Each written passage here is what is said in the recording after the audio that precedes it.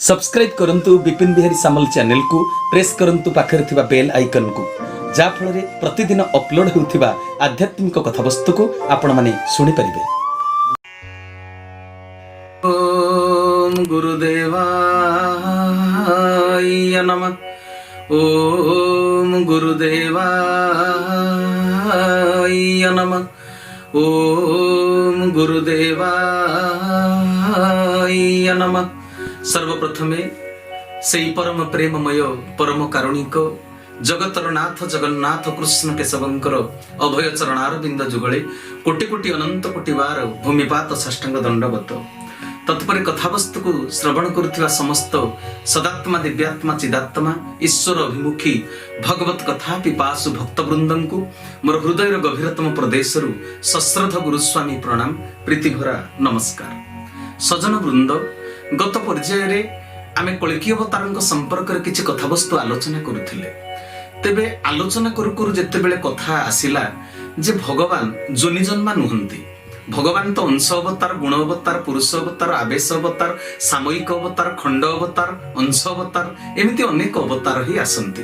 तेबे विशेष भाव में धर्म संस्थापन पाई जेतेबेले प्रभु अवतार ग्रहण करंती से मातृगर्भरु आसंती नाही, से जोनि जन्मा नुहंती। एक कथा मु आलोचना करी सारी। तबे एक कथाटी समस्तंकर सहजरे ग्रहण योग्य हेबो नाही। जो माने निराकारवादी से माने साकारवाद को तो बिल्कुल ग्रहण करंती नाही, सेमानक पक्षरे भगवान अवतार ग्रहण करंती नाही बिल्कुल।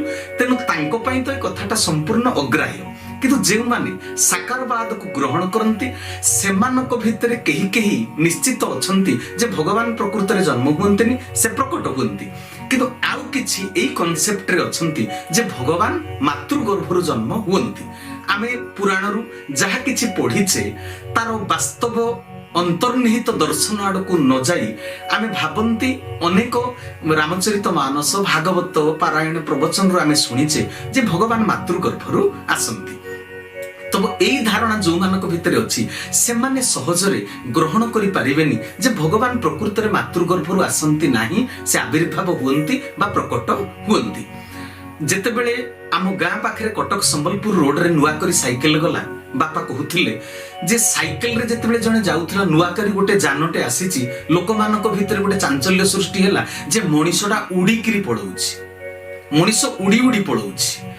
तबे ए कथा को जो माने प्रथमे सुनिले से माने भी से कथा को सहजरे ग्रहण करि पारलेनी। मनीषटा उडीबो केमिति, किंतु देखिला बेलको प्रकृति रे मनीष उडुनी, सेटा गोटे जान ऊपर से बसिछि। तबे नुआ कथाटे जेतेबेले आमे सुनंती ताकू सहजरे ग्रहण करि पारंती नाही, किंतु वास्तव रे बुझिबाकू हेले अवतार जोनि जन्म नुहंती। जन्म करे बोली मां को कुहा जाय जननी, जनन द्वारा से गर्भधारण करे बोली ताकू कुहा जाय जननी। जन्म देबार क्षमता जार थाए से होची ताहा हेउची जोनि। भगवान ए सृष्टि को जन्म देइचंती बा जात कराइचंती।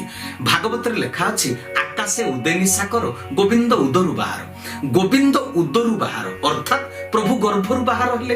केउ गर्भरु? मातृगर्भरु। प्रभु निजे होचंती हिरण्यगर्भ।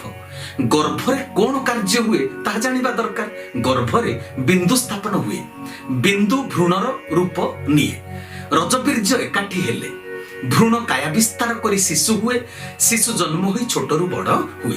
स्रष्टा निजे होचंती हिरण्यगर्भ। जेहेतु सृष्टि निर्माण पूर्वरु किछि नथिला, न आकाश नथिला, मेदिनी नथिला, दिन नथिला, राति नथिला। एकथा विष्णु पुराण रु आमे पढिछे जे सृष्टि निर्माण पूर्वरु किछि ही नथिला, शून्य मध्य नथिला, ज्योति मध्य नथिला। तांको ठारु शून्य सृष्टि हेला। जो शून्य शून्य महाशून्य, शून्य मध्य निरामय, निरामय मध्य ज्योति स ज्योति भगवान इति। तेबे शून्य मध्य से निराकार जी भगवान। प्रथम हेले कोन ना बिंदु, गोटी गोटी बिंदु संयुक्त होई रेखा, रेखा आरंभ होई पुणी आद्य बिंदु रे मिलित होई कोन हेला ना वृत्त होई गला, माने गोल। सृष्टिटा होची गोल वृत्त सृष्टि। तेणु आद्यंत शून्य वृत्त माने गोल वृत्त। केउ बिंदुरु आरंभ होई केउ बिंदु रे शेष होईची अन्य केही कहि परिबे नाही, केही भी कहि परिबेनी। जी अंकन करिथिबो से ही कहिबो वृत्तर को बिंदुरु से आरंभ करी को बिंदुरे वृत्तटाको शेष कला। जी अंकन करिछि से ही कहि परिबो। जी जेते ज्ञानी हेले मध्य से सृष्टिर आदि अंत को कल्पना करि पारंती नाही। कारण से सृष्टि अनेक परे जन्म होइछन्ति ना, तेणु से सृष्टि प्रथम अवस्था को जानिबे केमिति? अव्यक्त प्रथमे सृष्टि प्रकरण पाई बिंदु रूप नेले, बिंदुर विस्तारित होई असीम अनंत कोटि ब्रह्मांडर रूप नेले। तेणु अव्यक्त सबु छोट ठारू आहुरी छोट, पुणी सबु बड़ ठारू आहुरी बड़। से एते छोट जे ताकू केही मापी पारंती नाही, पुणी से एते बड़ जे ताकू केही मापी पारंती नाही। बिंदु प्रथमे तरंगायित होई जेतेबेले विस्तारित हैला आरंभ कले, प्रथमे जेतेबेले माने आरंभ हेले सेतेबेले से हळदिया वर्ण बा हरिद्रा वर्ण धारण कले। आपण माने आखि बंद कर दियंतु, आपण माने आखि बंद कर देले देखिबे आपण को केमिति लागुची। आखि बंद कले किछि देखा नाही बोली, किछि देखा जाए नाही बोली कहंती, ए कथा नुहे। देखा जाए, कोन देखा जाए? अंधार देखा जाए। अंधारर रंग होची केमिति? कला। हेले आखि बंद कले जो कला देखा जाए एहा रातिर अंधकार नुहे। तेणु ता भितरे कला और हळदिया मिशामिशी देखा जाए। जने जने रागी जाई कहंतनी बजेई देबी गोटे चापुडाटे जे कान मुंड अंधार हे जिवो। पुणी केही केही कहंती देबी गोटे ब्रह्म चापुडा जे आखिरु जुळुजुळिया पोक बाहारी जीव। ब्रह्म चापुडा जुळुजुळिया पोकर रंग केमिति? हळदिया। अंधार रंग कला। सृष्टिर प्रथम वस्त्र जेतेबेले तयारी हैला कपा रु सूता काटी से वस्त्र रंग मध्य प्रथमटा होची धला। तेणु प्रभु जगन्नाथ, बलभद्र, माता सुभद्रा रंग कौन? कला, धला, हळदिया। एमाने सृष्टिर प्रतीक। विश्वकर्मा दारुमूर्ति गढ़िबा पई गंभीरा मध्य प्रवेश कले। आमे कहानी सुनिचे, कबाट केली दिया गला। 21 दिन पर ठक ठक शब्द न सुबिबारु रानी गुंडीचांग कथारे कबाट खोली दिया गला। विश्वकर्मा अन्य केही नुहे जे अंतर्ध्यान होई गले। विश्वकर्मा होचंती से निजे, प्रभु निजे होचंती, निजको से गढ़िला वाला, निजको तयारी कला वाला। अन्य द्वारा तांको मूर्ति निर्माण हेउची बोली जगत को मायार परदा ढांकी से वार्ता देले। प्रभु जगत जनक पाखरे धरा पड़िबे नाही बोली, प्रभु जगत जनक आगरे धरा पड़िबे नाही बोली देवकीर गर्भधारणर माया मध्य से रचना करिसंती। से चाहिथिले देवकीर एकमात्र पुत्र होई परिथान्ते, सेपरि से कले नाही। अन्य 7टी पुअर जेमिति गर्भधारण हैला प्रभुंकर मध्य सेमिति हेबार से माया कले। स्वतंत्र हेले धरा पड़ी जिवे ना। भगवानकर मां हेबा पई देवकी जन्म जन्म तपस्या करिसंती। तांको तपस्यार फल देबा पई देवकी को मां हेबार सौभाग्य देबा पई, मां हेबार गौरवरे गौरवान्वित करिबा पई प्रभु गर्भधारण करिवार माया रचना करिसंती। तांको माया पुणी देव मानव अगोचर बोली भागवत लिखा आइछि। से जन्म हेले बोली तो समस्ते जानिले। हम भागवत पढ़िसंती। देवकीर अष्टम गर्भ धारण हेबारु देवादेवी माने तो खुशी रे नाचिले। प्रभु जन्म हेबे, कंस को मारिबे, तारण करता साधु संत मानकु ताड़िबे, धरणीर पाप को उश्वास करिबे, पाप भार को पृथ्वी रे उश्वास करी साधु संत मानकु से तारण करिबे। ए कथा को आमे भागवत सुंदर भाव पढ़ी। देवादेवी मान तो सूक्ष्म रे आसी कंसर बंदीशाला रे देवकी को प्रणाम निवेदन करी गले। आहा तो भली मां जगत रे नाही।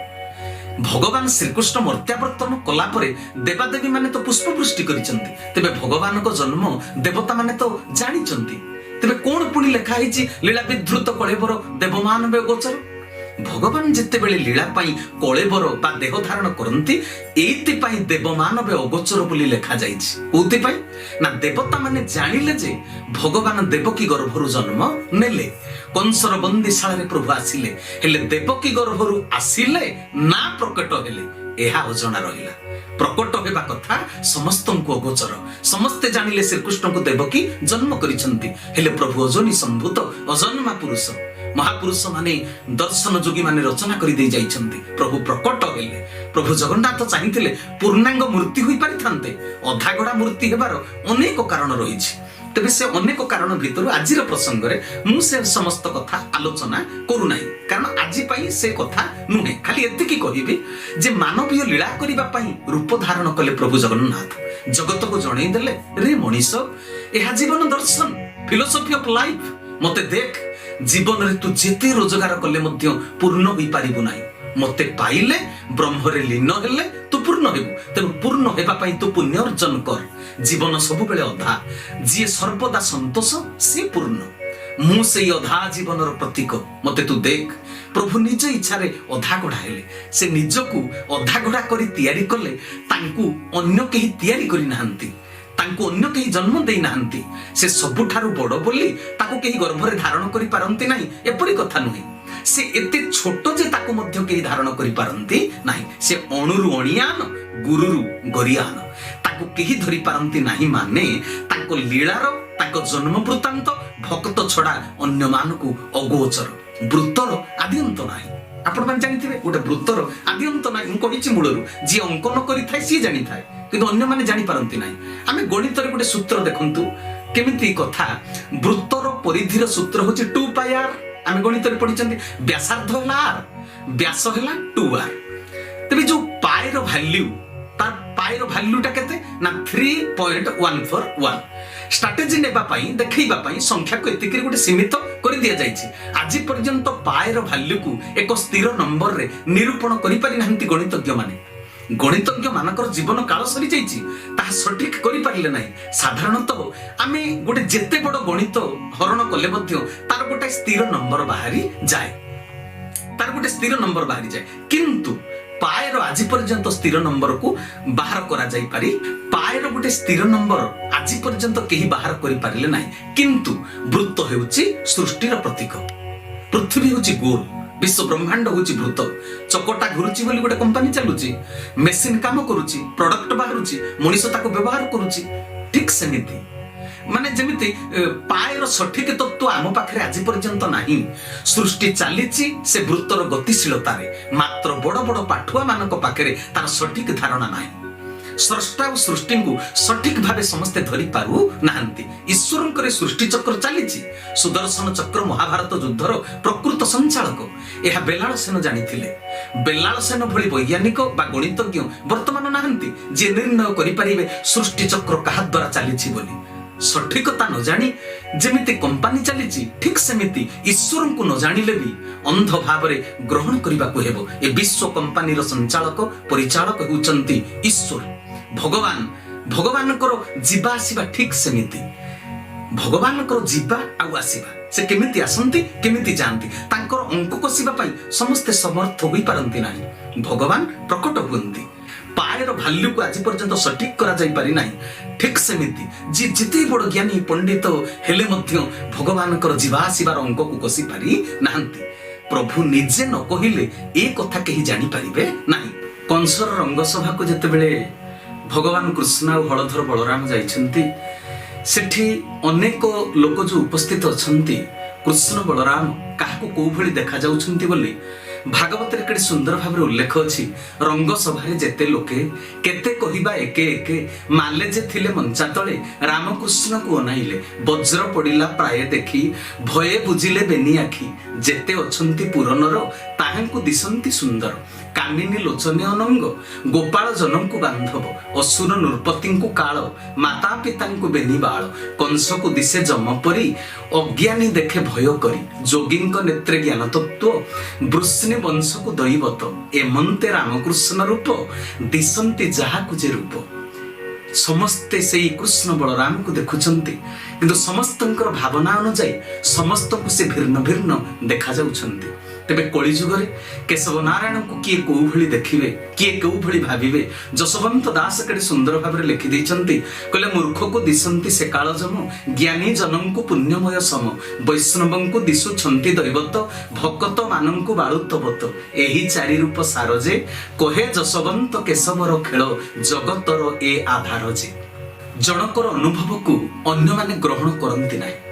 काहेकि ग्रहण करंती नाही? जने भगवान कर दर्शन पाइला से तांको भगवान बोली जानिला केमिति? शास्त्र पुराण रे भगवान कर चरित्र को चित्रण करा जाइछि अनेक भाव रे। भगवान केउ भली से कोन करि पारंती कोन करंती पढिथिबा कथा जते बेले ता साथी रे घटी गला से जानि गला। अनुभव कथा जते बेले अन्य आगे प्रकाश करिवो ताको समस्त ग्रहण करिवे नाही। अन्य जने अनुभवी मध्य से कथा को ग्रहण करे नाही।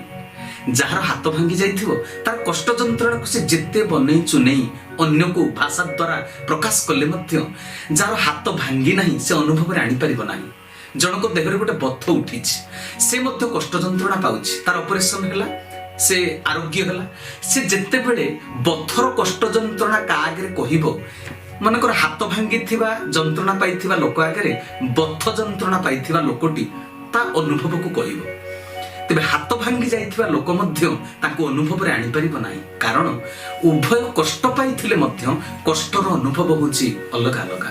ସଂସାରରେ ଏପରି ଅନେକ ଲୋକ ଅଛନ୍ତି ଯେଉଁମାନେ ଅନ୍ୟର ଦୁଃଖରେ ଦୁଃଖୀ ହୁଅନ୍ତି, ଅନ୍ୟର ସୁଖରେ ସୁଖୀ ହୁଅନ୍ତି। ସେମାନଙ୍କ ଭିତରେ ଈଶ୍ୱର ବିଶ୍ୱାସ ଥାଏ, ବିଶ୍ୱ ପ୍ରେମ ଥାଏ। ସେମାନେ ସେଇ ସମାନ ପରିସ୍ଥିତି ଦେଇ ଗତି କରି ନଥିଲେ ମଧ୍ୟ ଅନ୍ୟର ଯନ୍ତ୍ରଣାକୁ ଅନୁଭବ କରିପାରନ୍ତି, ସତ ମିଛର ପ୍ରଭେଦକୁ ବାରି ପାରନ୍ତି, ଠକାମିରେ ପଡ଼ନ୍ତି ନାହିଁ। ସେମାନେ ନୂତନ ସତ୍ୟକୁ ମଧ୍ୟ ଗ୍ରହଣ କରି ଯାଆନ୍ତି। ଧଳା କାଉ ଦେଖିଥିବା ଲୋକ ପାଗଳ ପରି ଚିତ୍କାର କରି ଯେତେ କହିଲେ ବି କେହି ସତ ମଣିବେ ନାହିଁ, କାରଣ ଆଗରୁ କାଉର ରଙ୍ଗ କଳା ବୋଲି ପ୍ରତିଷ୍ଠା ପାଇସାରିଛି। ସମାଜରେ ସେ ଭାବଧାରାଟି ସ୍ଥାପିତ ହୋଇସାରିଛି। ଆଉ ସମସ୍ତେ କଳା କାଉକୁ ଦେଖି ଆସିଛନ୍ତି ମଧ୍ୟ। ଯେଉଁ ସତ୍ୟଟି ସିଦ୍ଧାନ୍ତ ହୋଇ ସାରିଛି ଦୁନିଆ ଲୋକେ ତାକୁ ଗ୍ରହଣ କରନ୍ତି। ନୂତନ ସତ୍ୟଟିଏ ସାମ୍ନାକୁ ଆସିଲେ ସହଜରେ ମାନି ନିଅନ୍ତି ନାହିଁ, କାରଣ ଅନୁଭବ ନାହିଁ ନା। ନୂତନ ସତ୍ୟଟି ଯେତେବେଳେ ପୁରାତନ ହେଇଯାଏ, ଅନେକ କାଳ ବିତିଯାଏ, ଅନେକ କାଳ ବିତିଗଲା ପରେ ସମାଜ ତାକୁ ଗ୍ରହଣ କରେ। ପ୍ରତ୍ୟକ୍ଷ ଆଲୋକରେ ସମସ୍ତେ ଆଲୋକିତ ହୋଇପାରନ୍ତି ନାହିଁ। ବଞ୍ଚିଥିବା ମଣିଷର ନିନ୍ଦାଗାନ କରନ୍ତି ଏ ମଣିଷମାନେ, ମରିଯାଇଥିବା ଲୋକର ଗୁଣଗାନ କରନ୍ତି। କେତେ ବିଚିତ୍ର କଥା! ଏ ମଣିଷର ମନୋବୃତ୍ତି କେତେ ବିଚିତ୍ର! ଯୀଶୁଖ୍ରୀଷ୍ଟ ବଞ୍ଚିଥିବା ବେଳେ ତାଙ୍କୁ କଷ୍ଟ ଦେଲେ, ମରିଗଲା ପରେ ତାଙ୍କ ମହାନତାକୁ ବୁଝିଲେ। ଯେତେବେଳେ ତାଙ୍କର ଯନ୍ତ୍ରଣା ଜର୍ଜରିତ ମୃତ୍ୟୁ ହେଲା, ତତ୍କାଳୀନ ସମାଜର ସମସ୍ତ ଲୋକେ ତାଙ୍କୁ ମହାନ ବୋଲି ଗ୍ରହଣ କରିନଥିଲେ। ଅନେକ କାଳ ବିତିଗଲା ପରେ ତାଙ୍କୁ ନେଇ ଲୋକେ ଧର୍ମ ସଂଗଠନ ତିଆରି କଲେ, ଧର୍ମପୀଠ ମଧ୍ୟ ତିଆରି କଲେ। ତ୍ରେତୟା ଯୁଗରେ ପ୍ରଭୁ ରାମଚନ୍ଦ୍ର ଯେତେବେଳେ ଲୀଳା କରୁଥିଲେ ତାଙ୍କ ମନ୍ଦିର ପ୍ରତିଷ୍ଠା ହୋଇନଥିଲା, କି ଦେହତ୍ୟାଗ କଲା ପରେ ମଧ୍ୟ ତାଙ୍କର ମନ୍ଦିର ପ୍ରତିଷ୍ଠା ହୋଇନଥିଲା। ଦ୍ୱାପର ଯୁଗରେ ମଧ୍ୟ ଭଗବାନ ଶ୍ରୀକୃଷ୍ଣଙ୍କର ମନ୍ଦିର ପ୍ରତିଷ୍ଠା ହୋଇନଥିଲା। ଭଗବାନ ମଣିଷ ଶରୀରରେ ଖୁବ୍ କମ୍ ଲୋକଙ୍କ ଠାରୁ ପୂଜା ପାଆନ୍ତି। ପରବର୍ତ୍ତୀ ସମୟରେ ଅନେକ ଲୋକ ତାଙ୍କୁ ପଥର ମୂର୍ତ୍ତିରେ ଚିତ୍ର ପ୍ରତିମାରେ ପୂଜା କରନ୍ତି। ଦେବତା କଥା କହୁଥିବା ବେଳେ ଥଟ୍ଟା କରନ୍ତି। ସେ ଯେତେବେଳେ ପଥର ମୂର୍ତ୍ତି ହେଇଯାଆନ୍ତି ତାଙ୍କ ପାଦ ତଳେ ମୁଣ୍ଡ କୋଡ଼ି କାନ୍ଦନ୍ତି, ମିନତି ଜଣାନ୍ତି। ଖାଉଥିବା ବେଳେ ଦିଅନ୍ତି ନାହିଁ, ପଥର ମୂର୍ତ୍ତିରେ ବିଭିନ୍ନ ପ୍ରକାର ଖାଦ୍ୟ ପଦାର୍ଥ ଭୋଗ ଚଢ଼ାନ୍ତି। ଭଗବାନ ଯଦି ପ୍ରକୃତରେ ଖାଆନ୍ତେ, ମଣିଷ କ'ଣ ପ୍ରକୃତରେ ଭୋଗ ଲଗାନ୍ତା? ଅନୁଭବ ନାହିଁ ବୋଲି ସେ ଦେଉଛି। ବଞ୍ଚିଥିଲା ବେଳେ ବାପା ମାଙ୍କର ସେବା କରନ୍ତିନି, ଖାଇବାକୁ ଦିଅନ୍ତି ନାହିଁ। ମରିଗଲା ପରେ ଶ୍ରାଦ୍ଧ ବାର୍ଷିକୀରେ ଲକ୍ଷ ଲକ୍ଷ ଟଙ୍କା ଖର୍ଚ୍ଚ କଲା ଭଳି କଥା ଇଏ। ସତ୍ୟକୁ ବୁଝି ନ ପାରି, ବୁଝିବାକୁ ଚେଷ୍ଟା ନ କରି ସତ୍ୟ କହୁଥିବା ଲୋକଟିକୁ ସମାଜର କିଛି ଲୋକ ପାଗଳ କହନ୍ତି, ବାଚାଳ କହନ୍ତି। ସତ୍ୟର ଗୋପନୀୟତାକୁ ଜାଣିବାର ମସ୍ତିଷ୍କ ନଥାଏ। ଫଳକୁ ଖାଉଥିବା ଲୋକ କେବେ ଗଛର ଚିନ୍ତା କରେ ନାହିଁ। ଟଙ୍କା ଦେଇ ଜଣେ କଦଳୀଟେ କିଣିକିରି ଖାଇଲା, ଚୋପାଟା ଫୋପାଡ଼ି ଦେଇ କଦଳୀର ମିଠା ସ୍ୱାଦରେ ବିଭୋର ହେଲା, ମଜା ପାଇଲା। ଚୋପାକୁ ଅନାବଶ୍ୟକ ମନେକରି ଫୋପାଡ଼ି ଦେଲା ସିନା, ଚୋପାଟା ଅନାବଶ୍ୟକ, ଏହା ଠିକ କଥା। ହେଲେ କଦଳୀ ଆଉ ଚୋପା ଭିତରେ ଥିବା ସମ୍ପର୍କକୁ କ'ଣ କଦଳୀ ଖାଇବା ବ୍ୟକ୍ତି କେବେ ଚିନ୍ତା କରିଛି? ତାକୁ ସୁଖ ଦେଇଥିବା କଦଳୀ ଫୋପାଡ଼ି ଦେଇଥିବା ଚୋପା ଭିତରେ ଥିଲା, ଭ୍ରୁଣ ହୋଇ ପାଚିବା ପର୍ଯ୍ୟନ୍ତ। କଦଳୀର ଉପକାରିତା ଆମ ପାଇଁ ସତ୍ୟ, କଦଳୀର ଉପକାରିତାଟା ଆମ ପାଇଁ ସତ୍ୟ, ଚୋପା ଆମ ପାଇଁ ଅଦରକାରୀ। ତାର କୌଣସି ଉପଯୋଗିତା ନାହିଁ, ତେଣୁ ତାହା ଆମ ପାଇଁ ମିଥ୍ୟା। ହେଲେ ସଜନ ବୃନ୍ଦ, ଆମର ଦରକାରୀ ସତ୍ୟଟି ଅଦରକାରୀ ମିଥ୍ୟାର ଖୋଳପା ଭିତରେ ଲୁଚି କରିଥିଲା ନା? ଠିକ ସେମିତି ସୃଷ୍ଟିର ପ୍ରତ୍ୟେକଟି ସତ୍ୟ ମିଥ୍ୟାର ପରଦା ତଳେ ଲୁଚି ରହିଛି। ମଣିଷ ସତ୍ୟର ଅନୁସନ୍ଧାନ କଲେ ପରଦାଟି ହଟି ଯାଆନ୍ତା, ସତ୍ୟର ଆଲୋକରେ ଆଲୋକିତ ହୋଇ ଜୀବନକୁ ମଧୁମୟ କରିପାରନ୍ତା। ମିଥ୍ୟାର ପରଦାଟି ଏତେ ଟାଣ ଯେ, ମାନେ ଅତୀତର ପୁରାତନ ଭାବଟି ଏତେ ଦୃଢ଼ ଭାବରେ ମନରେ ସ୍ତମ୍ଭାକାର ହୋଇ ରହିଛି ଏ ମଣିଷ ଭିତରେ। ମିଥ୍ୟାର ପରଦାଟା ହଟିଲେ ସିନା ନୂତନ ସତ୍ୟଟାକୁ କିଏ ଦେଖିପାରନ୍ତା। ମିଥ୍ୟାର ପରଦା ନା ହଟି ପାରୁଛି, ନା ସତ୍ୟର ସ୍ୱାଦକୁ ମଣିଷ ଚାଖି ପାରୁଛି। କେଉଁ ନୂତନ ସତ୍ୟ ଏ ମନଟିକୁ ଠାକୁର କେଶବ ଚନ୍ଦ୍ରଙ୍କ ଆଡ଼କୁ ଆକର୍ଷିତ କରୁଛି? ତାଙ୍କ ପାଇଁ ଏ ମନରେ ଏତେ ଉଦ୍ବେଳନ କାହିଁକି? କାହିଁକି ଏତେ ବ୍ୟାକୁଳତା? କାହିଁକି ଏତେ ଆବେଗ? ପରବର୍ତ୍ତୀ ସମୟରେ ସେ କଥାକୁ ନିଶ୍ଚିତ ରୂପରେ ଆମେ ଆଲୋଚନା କରିବା। କୋଉ ଜ୍ଞାନର ବାର୍ତ୍ତା ଏ ଜଗତକୁ ନୂତନ ଭାବରେ ସେ ଦେଇଛନ୍ତି। ଭଗବାନଙ୍କ ସମ୍ବନ୍ଧରେ ସଠିକ ଧାରଣା ଦେଇ ନ ପାରୁଥିବାରୁ ଯେତେ ପ୍ରବଚନ, ଯେତେ ପାରାୟଣ ଚାଲିଲେ ମଧ୍ୟ ଅନେକ ପାଠୁଆ, ଶିକ୍ଷିତ, ବୈଜ୍ଞାନିକ, ପଣ୍ଡିତ ଅବତାରବାଦକୁ ଗ୍ରହଣ କରିପାରୁନାହାନ୍ତି ଯେ ଭଗବାନ ଦେହ ଧରନ୍ତି ନାହିଁ। ଯୁକ୍ତି କରନ୍ତି ହେତୁବାଦୀ ମାନେ। ଗୁରୁ ନାରାୟଣ କେଶବ ଚନ୍ଦ୍ରଙ୍କର ନୂତନ ଜ୍ଞାନ ତତ୍ତ୍ୱ ଅନେକ ଧରାପୃଷ୍ଠକୁ ଖସି ଆସିଛି। ସମୟକ୍ରମେ ମୁଁ ନିଶ୍ଚିତ ରୂପରେ ତାର ଆଲୋଚନା କରିବି, ଯାହା ନିଶ୍ଚିତ ରୂପରେ ଏ ଜନସମାଜକୁ ନୂଆ ଭଳି ଲାଗିବ। ତେଣୁ ସଜନ ବୃନ୍ଦ, ଅବତାର ଧରାପୃଷ୍ଠକୁ ଯେତେବେଳେ ଆସନ୍ତି ଯୁଗର ସମାଧାନ କରିବା ପାଇଁ, ଯେତେବେଳେ ଧର୍ମ ସଂସ୍ଥାପନ କରିବା ପାଇଁ ଆସନ୍ତି, ସେ ଜନିଜନ୍ମା ନୁହନ୍ତି। ସେଇଥିପାଇଁ କହିଲେ ଏମନ୍ତ କହି ନର ହରି ନରବାଳୁତ ରୂପ ଧରି। ପ୍ରଭୁ କୃଷ୍ଣ ନରବାଳୁତ ରୂପକୁ ଧାରଣ କରିଥିଲେ। ଭଗବାନ ରାମଚନ୍ଦ୍ର ପ୍ରସୂତି ଗୃହରେ ସେ ଚତୁର୍ଦ୍ଧାମୂର୍ତ୍ତି ରୂପ ଦର୍ଶନ ଦେଲା ପରେ ଛୋଟିଆ ବାଳକ ରୂପଟିକୁ ସେ ଧାରଣ କରିଥିଲେ। ଏହା ହେଉଛି ଭଗବାନଙ୍କର ଅବତାର ସମ୍ପର୍କରେ ସଠିକ କଥା। ତେଣୁ ସଜନ ବୃନ୍ଦ, ଆଜିର କଥାବସ୍ତୁ ଆପଣ ମାନଙ୍କର ନିଶ୍ଚିତ ରୂପରେ ସନ୍ଦେହକୁ ମୋଚନ କରିଥିବ ଯେ ଭଗବାନ ମାତୃଗର୍ଭରୁ ଆସନ୍ତି ନାହିଁ, ସେ ଯୋନି ଜନ୍ମା ନୁହନ୍ତି, ସେ ଅଜନି ସମ୍ଭୂତ, ସେ ଅଜନ୍ମା ପୁରୁଷ। ତାଙ୍କୁ ଅଜନ୍ମା ବୋଲି ଅନେକ ସାଧୁ ସନ୍ଥ ମାନେ, ଦର୍ଶନ ଯୋଗୀ ମାନେ ପ୍ରମାଣିତ କରିଛନ୍ତି। ଆମେ ସେ ଦର୍ଶନ ଯୋଗୀ ମାନଙ୍କର କଥାକୁ, ସାଧୁ ସନ୍ଥ ମାନଙ୍କର କଥାକୁ ସହଜରେ ଗ୍ରହଣ କରି ପାରୁନାହାନ୍ତି। କାହିଁକି ନା ଅବତାରବାଦ ସମ୍ପର୍କରେ ପ୍ରକୃତ ସଠିକ ବାସ୍ତବ କଥାକୁ ଆଜି ପର୍ଯ୍ୟନ୍ତ କେହି ଉନ୍ମୋଚନ କରିପାରି ନାହାନ୍ତି ବା ଆମେ ବୁଝିପାରି ନାହାନ୍ତି। ତେବେ ବୁଝିଗଲେ ଆଉ କୌଣସି ଅସୁବିଧା ରହିବ ନାହିଁ। ତେବେ ଆଜିର କଥାବସ୍ତୁ ଯଦି ଭଲ ଲାଗିଥାଏ ମୋର ଚ୍ୟାନେଲକୁ ସବସ୍କ୍ରାଇବ କରିବେ, ଅନ୍ୟମାନଙ୍କୁ ସେୟାର କରିବେ, ସମସ୍ତେ ବାସ୍ତବ ଧାରଣାକୁ ଅର୍ଜନ କରନ୍ତୁ। ତେବେ ସମୟ ଅନୁସାରେ ଆଜିର କଥାକୁ ଏଇଠି ରଖିଲି। ସମସ୍ତଙ୍କୁ ବିଦାୟକାଳୀନ ସପ୍ରେମ ଗୁରୁସ୍ୱାମୀ ପ୍ରଣାମ, ପ୍ରୀତି ଭରା ନମସ୍କାର।